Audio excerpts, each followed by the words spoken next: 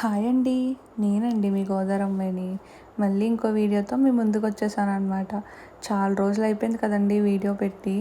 ఏంటంటే నాకు ఈ మంత్ అంతా కూడా కంప్లీట్ నైట్ షిఫ్ట్ అండి. రాత్రి 9 నుంచి పొద్దున్న 7 వరకు వర్క్ చేయాలన్నమాట. సో నాకు అస్సలు టైం సరిపోవట్లేదు. అలా అని పొద్దున్న ఏమన్నా చేద్దాము అంటే ఇంకా వర్క్ అయిన తర్వాత పడుకోవడమే సరిపోతుంది. సో దానివల్ల కూడా ఎడిటింగ్ అవ్వట్లేదు. ఎడిటింగ్ అండ్ వాయిస్ ఓవర్ కూడా ఇవ్వడం అవ్వట్లేదు వీడియోస్కి. సో ఈ వీడియో నేను ఎడిట్ చేసేటప్పటికి టైం వచ్చేసి అర్ధరాత్రి 1:23 అనమాట. అప్పుడు కొంచెం నాకు వర్క్ కొంచెం తక్కువ ఉండడం వల్ల వాయిస్ ఓవర్ ఇవ్వడానికి టైం దొరికింది. సో చూస్తున్నారు కదా, ఈరోజు వీడియో ఏంటంటే పాలక్ పన్నీర్ విత్ పూరి అనమాట. సో నేను అప్పుడు మా పెద్దమ్మ వాళ్ళ ఇంటికి వెళ్ళినప్పుడు మా పెద్దమ్మ నా కోసం పాలక్ పన్నీర్ చేశారనమాట. నిజంగా చాలా బాగుందండి టేస్ట్ అయితే. సో మేము ఎలా చేసుకుంటామో మీకు చూపిస్తాము. మీరు ఎవరైనా ట్రై చేస్తే ట్రై చేయండి. సో ఫస్ట్ అయితే పాలకూర మంచిగా వాష్ చేసి పక్కన పెట్టుకొని కొంచెం బాండీలో ఆయిల్, వాటర్ అండ్ కొంచెం పచ్చిమిర్చి వేశారనమాట. వేసి అందులోనే పాలకూర వేసి కొంచెం మంచిగా మగ్గించారు. అవి తీసేసి పక్కన పెట్టి అందులోనే కొంచెం మామూలు కోల్డ్ వాటర్ కూడా వేసి కొంచెం సేపు తీసి పక్కన పెట్టారనమాట. సో తర్వాత కొంచెం చింతపండు పక్కన పెట్టుకున్నారు. చిన్న నిమ్మకాయ సైజుని చింతపండు నానబెట్టి పెట్టుకున్నారు. సో మనం ముందుగా ఉడకబెట్టుకున్న పాలకూర ఉంది కదా, దాన్ని పేస్ట్ చేసుకున్నప్పుడు ఈ వాటర్ కూడా వేసి పేస్ట్ చేశారనమాట. సో ఇంకో పక్కన పన్నీర్ని చిన్నగా క్యూబ్స్ కోసుకొని అవి కొంచెం ఆయిల్లో వేయించారనమాట. అలా వేయిస్తే టేస్ట్ బాగుంటుంది అని చెప్పి అలా వేయించారు.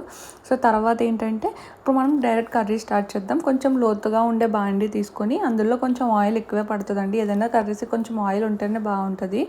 సో కొంచెం ఆయిల్ వేసుకొని అందులో తొక్కువలసిన గార్లిక్ అనమాట. సో అవి వేసారు. తర్వాత మినప్పప్పు అండ్ జీలకర్ర, ఆవాలు వేస్తున్నారనమాట. సో నెక్స్ట్ ఆల్రెడీ మనం పాలకూర ఉడకబెట్టుకునేటప్పుడు కొంచెం పచ్చిమిర్చి వేసుకున్నాం కదా.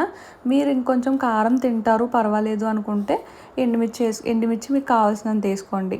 సో మేము కొంచెం తక్కువగానే తింటాం కాబట్టి కొంచెం తక్కువగానే వేసుకున్నాం అనమాట.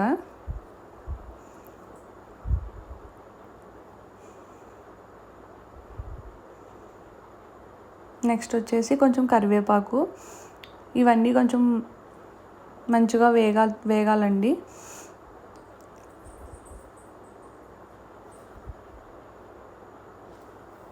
చూసారు కదా, మంచిగా కొంచెం వేగిన తర్వాత ఇందాక మనం మిక్సీ చేసి పెట్టుకున్న పాలకూర, చింతపండు పేస్ట్ ఉంది కదా, చింతపండు రసం వేసుకున్న పేస్ట్, అవన్నీ కొంచెం ఇందులో వేసేసి కొంచెం ఉప్పు మనకు సరిపడా ఉప్పు ఎంత సరిపోద్దో అంత ఉప్పు వేసుకొని నెక్స్ట్ కొన్ని మసాలాలు వేసారనమాట. లైక్ ధనియాల పొడి అండ్ గరం మసాలా, ఈ రెండు కూడా వేసుకొని మంచిగా ఆయిల్ పైకి తేలే వరకు కూడా మనం దాన్ని వేగించుకోవాలన్నమాట.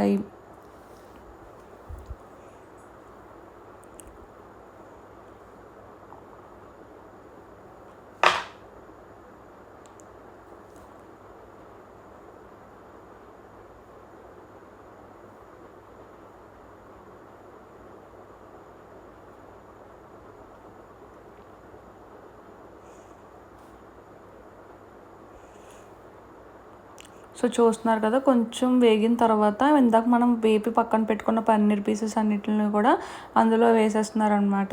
సో వేసేసిన తర్వాత మనం మంచిగా మూత పెట్టుకొని కొంచెం సేపు దాన్ని ఇంకొంచెం ఆయిల్ బయటకు వచ్చే వరకు మగ్గించుకున్నాం అనుకోండి, చాలా బాగుంటుంది. అలాగని మూత మొత్తం పెట్టకూడదు అనమాట.